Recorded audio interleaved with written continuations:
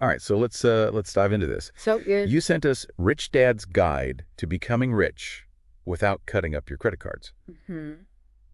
And I have to say, some of these ideas about wealth, they really challenge the usual advice we hear.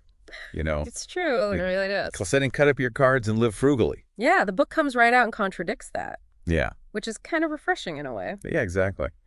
What's interesting is how it digs into the mindset behind that advice. You know, is frugality always the answer? That's a good question. Yeah. Because it makes this argument that just cutting up your cards might not solve the real problem. Right. And could even lead to this cheap mindset that persists even after you achieve some financial success. Yeah. And I was thinking about the long-term impact Yeah. of our money habits, not just the immediate savings. That's a crucial point. Yeah. I think the book uses this really good anecdote about a dress shop owner that's constantly dealing with customers who return dresses after wearing them for a night. So they're just... It's a great illustration of how being cheap can backfire in ways that go far beyond just money. All right, so let's unpack this story a little bit. Yeah. What happened with the dress shop owner? Well, the shop owner is frustrated. Okay. Because customers are basically renting dresses for a night. Oh. Buying them, wearing them, and then returning them for a refund. Wow. And it really highlights those hidden costs of a cheap mindset. Yeah. These customers might be saving money in the short term. Right. But they're damaging their reputation. Yeah. Potentially harming the business, eroding trust. It really makes you think about the ripple effects of our actions, right? Absolutely. It's not just about the individual transaction. Yeah. It's about the larger context. Exactly. Yeah. And that's a theme that kind of runs throughout the book. Yeah. It challenges us to consider the long-term consequences of our financial choices. Yeah. Both for ourselves and for those around us. Okay, so how does this idea of a cheap mindset then play out in broader financial decisions? Okay. Does the book give any other examples beyond the dress shop? It definitely does. Okay. The book dives into this idea of personal financial statements being like a report card for your life after school. Interesting. So it argues that traditional education often falls short when it comes to preparing us for the real world of money. Instead of just grades on tests. Right. It's like we need a scorecard for how we're handling our income and expenses, assets and debts. Precisely. Yeah. And it made me think about all those practical money skills. Oh, yeah. That we don't necessarily learn in school. Right. Things like budgeting, investing. Yeah. Understanding credit, even negotiating. Yeah. And Robert Kiyosaki. Yeah. The author really drives this point home. Right. With a personal story. Yeah. He talks about almost failing sophomore year because of his poor writing skills. I know, right?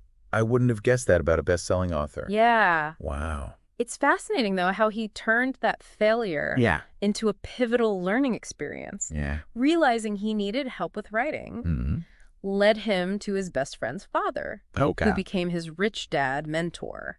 And taught him about financial literacy. Wow. And this ultimately shaped his path to success, both financially and as a writer. So it's not just about avoiding failure then. It's about learning from those setbacks. Absolutely. And using them as springboards for growth. Yeah, and that ties into another key idea from the book. Okay. The need for education that goes beyond traditional schooling. Kiyosaki emphasizes the importance of continuous learning, especially when it comes to finances, in a world that's constantly changing. Yeah. He makes this comparison. Yes. Between the lag times in different industries. That's really interesting. Yeah. So tech and aerospace industries have a lag time of 1 to 2 years. Okay. But education and construction lag behind by almost 50. It's mind-boggling when you think about it. That is crazy. Yeah. So while the world is evolving at lightning speed, the systems we rely on for education are moving at a snail's pace. Right. So what does that mean for us in terms of financial education? Wow. How do we adapt to this rapid pace of change? That's where the book draws a parallel to Moore's Law. Right. You know, that observation about the exponential growth of technology. Right. Kiyosaki suggests that just like technology, the financial landscape is evolving rapidly. We need to prioritize learning agility and the ability to adapt quickly over just acquiring static knowledge. So it's not just about what we know. Right. It's how we learn and adapt Exactly. to new information. And this actually ties into the book's differentiation between good debt and bad debt. Okay. So it argues that wealthy people don't necessarily shy away from debt entirely. They use good debt strategically to acquire assets that generate income. Now, that sounds kind of counterintuitive to the way most of us think about debt. Yeah, it does challenge conventional thinking. Yeah. But the book provides a great example of this with Kiyosaki's Porsche. Oh, yeah. He bought his dream car by financing it with income from a rental property. Hold on. So he used debt to buy an asset. Yes. And then use the income from that asset to pay off the debt. That's the idea. Wow. It illustrates the power of leveraging good debt to build wealth. So it's not about accumulating debt for the sake of spending. Right. It's about using it strategically to acquire those income-generating assets to ultimately increase your net worth. So it's a calculated risk with the potential for a significant payoff. Precisely. But it's crucial to understand the difference between good debt that helps you build wealth. And bad debt that drags you down financially. Oh, man. I'm already seeing how this book is making us question. I know, me too. Some deeply ingrained beliefs about money. It's pretty powerful. Yeah. But before we get too deep into good debt versus bad debt, I just want to circle back to something you mentioned earlier, the cash flow quadrant. Yes. It sounds like this is central to the book's philosophy. Yeah. Can you explain that a bit more? Of course. For our listeners who might not be familiar with it. So the cash flow quadrant is a model that Kiyosaki uses to represent 4 different approaches to earning income and building wealth. So each quadrant represents a different mindset and financial strategy. Employee, self-employed, business owner, and investor. Okay, so it's not just about how much you make. Right, yeah. It's how you make the money. Exactly. So employees trade their time for money working for someone else's business. Self-employed people, they own their jobs. They often have more control, but they're still limited by the hours they can work. So even if they're successful, their income is still directly tied to their time and effort. Exactly. Now, business owners create systems that work for them, allowing them to leverage other people's time and talents. Okay, so they're not trading their time directly for that money. And then investors make their money work for them, earning passive income from assets. Oh, wow. Like real estate or stocks. So the quadrant you're in really shapes your entire perspective on money and wealth. The book argues that people stuck in the employee or self-employed quadrants often struggle to achieve true financial freedom because they're limited by trading time for money. Right, yeah. Moving to the business owner or investor quadrant requires a fundamental shift in mindset and strategy. It's about thinking beyond just working for a paycheck. Exactly. And focusing on building assets that generate income even while you sleep. Precisely, the book argues that to achieve real financial freedom, we need to move beyond the limitations of trading our time for money and focus on building assets that generate income regardless of our direct effort. This all sounds great in theory. Yeah. But where do we even begin? Okay. Does the book offer any practical steps? Absolutely. For making this shift. It provides a clear plan called Take Control of Your Cash Flow. I like it. And the first step is to confront your current financial reality. No matter how uncomfortable it might be. No more burying our heads in the sand. So we're back to those personal financial statements. You got it, but the book doesn't just tell you to create one and leave it at that. It provides a series of questions to help you analyze your financial habits and identify areas for improvement. Ooh, give us some examples. Do you routinely pay your bills late? Oh. Have you ever hidden a bill from your spouse or partner? Have you neglected essential repairs or maintenance because of insufficient funds? Right. Have you bought something recently that you didn't need and couldn't afford? Those are hitting close to home for a lot of people. They are, aren't they? Myself included. But that's the point. Yeah. The book encourages us to be brutally honest with ourselves about our spending habits and identify those unconscious patterns that might be holding us back financially. So once we've faced those hard truths and created our financial statement, what's next? The next step is to figure out where you currently stand in the cash flow quadrant. Yeah. So are you primarily an employee, Okay. self-employed business owner or investor? So we're pinpointing our starting point on the map. Exactly. And then you envision where you want to be in 5 years. Okay.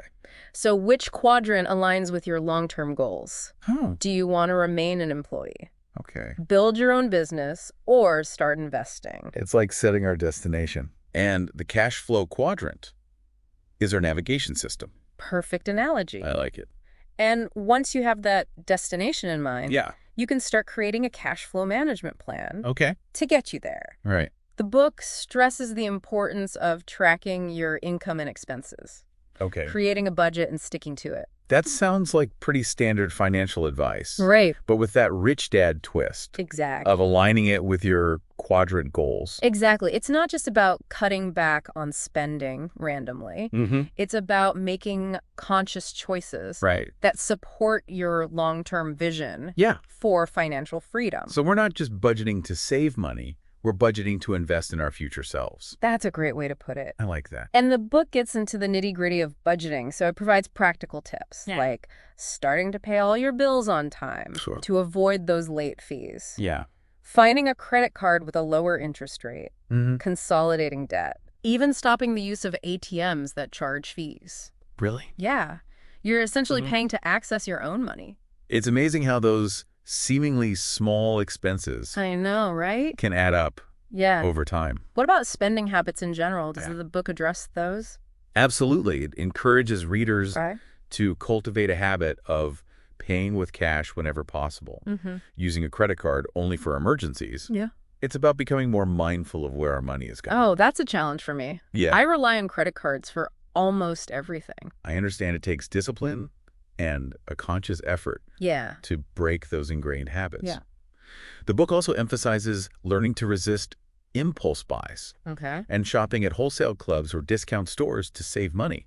So it's not about depriving yourself, Right. but about being intentional with Yeah. those purchases. And it even touches on negotiating better rates for insurance policies, Mm. being mindful of those small everyday expenses. That can drain your budget without you even realizing it.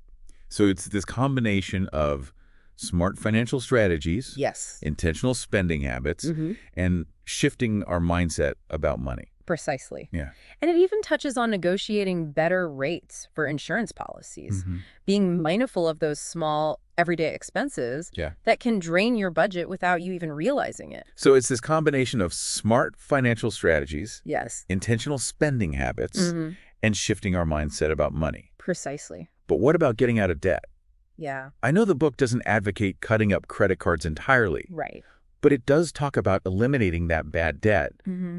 What specific steps does it recommend? It provides a very clear plan for tackling credit card debt, Okay. focusing on prioritizing the card with the highest interest rate first. Okay, so focus on the biggest drain Yes. first. You make minimum payments on the others Okay. while throwing as much as possible Okay. at that high interest debt. Okay, that makes sense. And then once you've paid off that first card, you roll that payment amount Okay. into the next card with the highest interest rate and so on. I love that visual. Yeah. You're not just chipping away at the debt. Right. You're actively shrinking it. It creates a snowball effect, gaining momentum as you pay off each card. I love it. But what if you're in really dire straits, Okay. like drowning in debt kind of situation? The book acknowledges that sometimes you need outside help. Okay. It recommends reaching out to resources Okay. like the National Foundation for Credit Counseling or Debtors Anonymous. Okay. These organizations offer support, guidance, and practical strategies for overcoming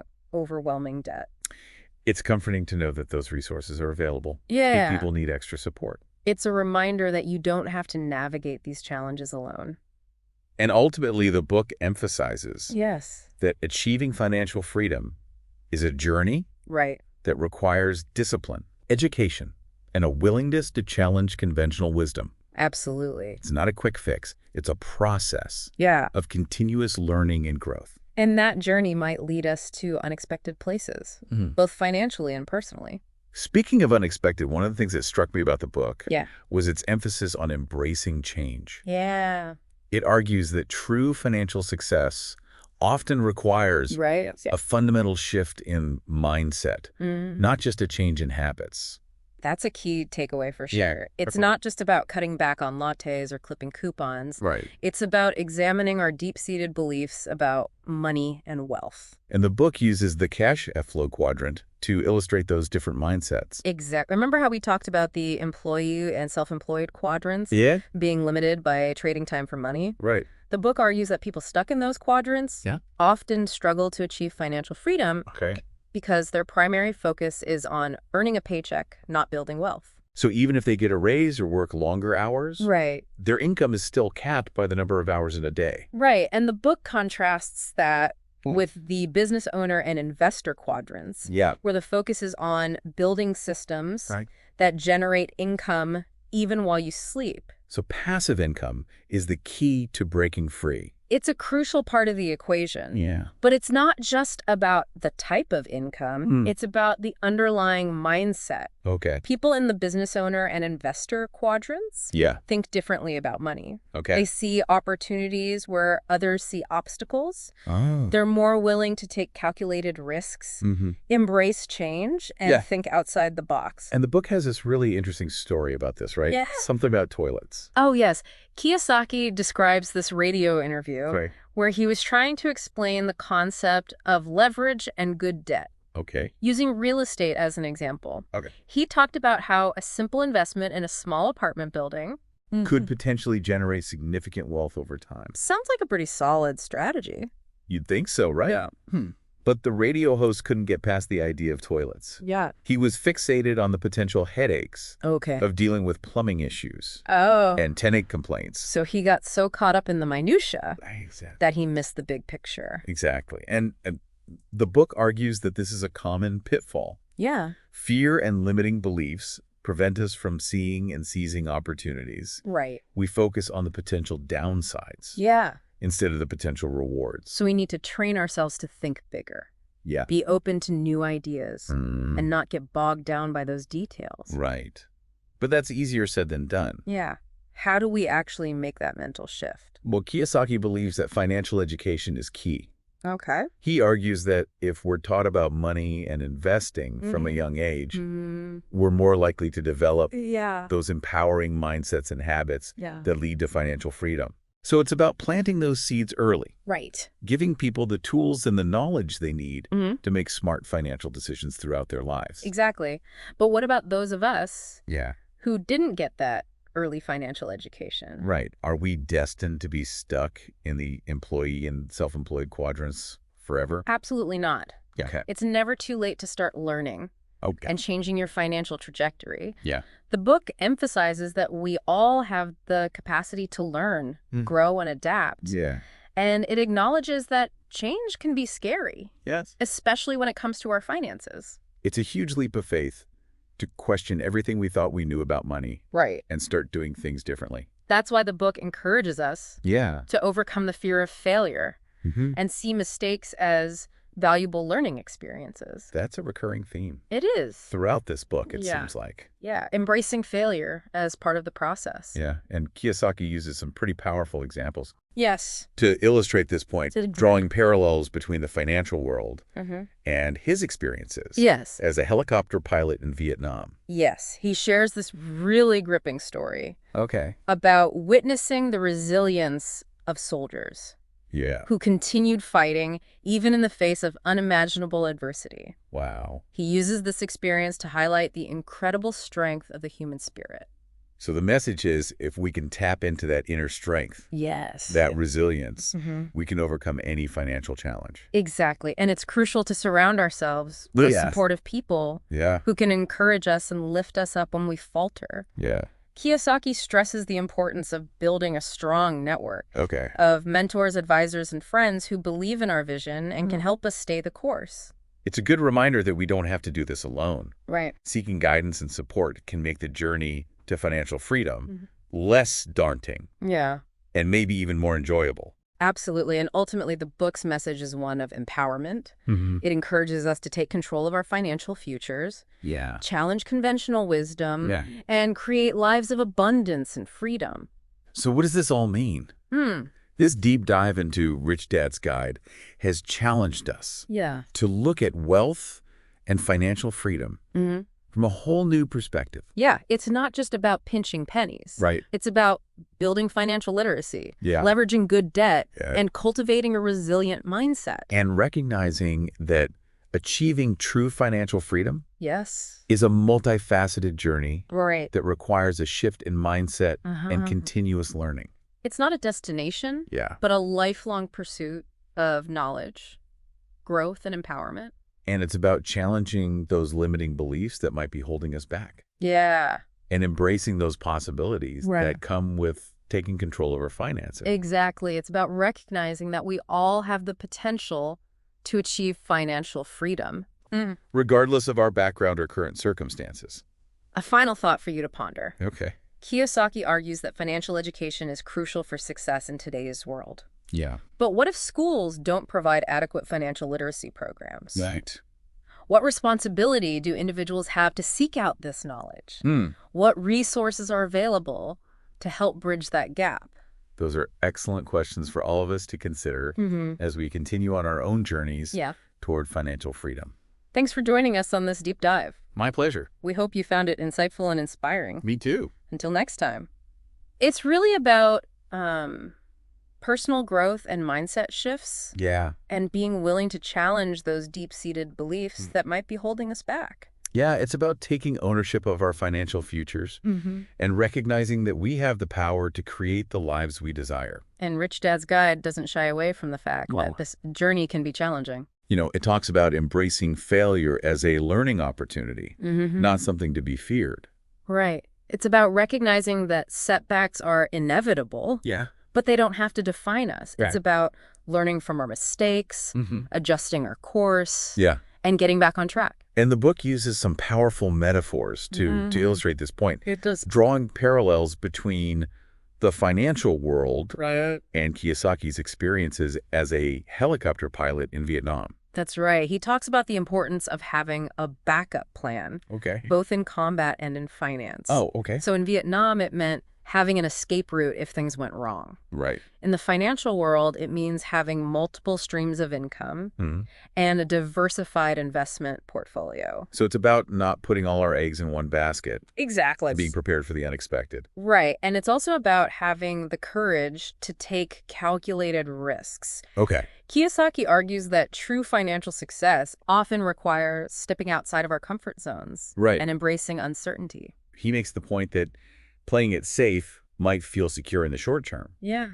But ultimately, it can limit our growth and prevent us from achieving our full potential. And that resonates with the book's overall message of empowerment and taking control. Yeah. You know, it's about recognizing that we have more agency than we might realize when it comes to shaping our financial destinies. And part of that empowerment comes from surrounding ourselves with the right people. Right. Absolutely. Kiyosaki emphasizes the importance of building a strong network of mentors, advisors, and like-minded individuals. He talks about seeking guidance from those who have already achieved the level of success we aspire to. Yeah, it's about finding people who can offer support, encouragement, and practical advice along the way. Yeah, it's a good reminder that we don't have to figure this all out on our own. There's a wealth of knowledge and experience available if we're willing to reach out and connect. And it's also about giving back. Yeah. And sharing our own knowledge and experiences as we progress on our journeys. You know, it's about creating a community of support and empowerment where we can learn from each other and inspire each other to reach new heights. I love that. So as we wrap up this deep dive into Rich Dad's Guide to Becoming Rich without cutting up your credit cards. Okay. What key takeaways do you think will resonate most with our listeners? I think the biggest takeaway is that achieving financial freedom is a holistic journey that involves not just our finances, but our mindsets, our habits, and our relationships. It's about challenging conventional wisdom, embracing lifelong learning, and building a life that aligns with our values and aspirations. It's about recognizing that we have the power to create our own financial futures. And that true wealth encompasses so much more than just money. It's about living a life of abundance, purpose, and impact. Well said. Thank you for joining us on this deep dive. My pleasure. We hope you found it insightful and inspiring. Until next time.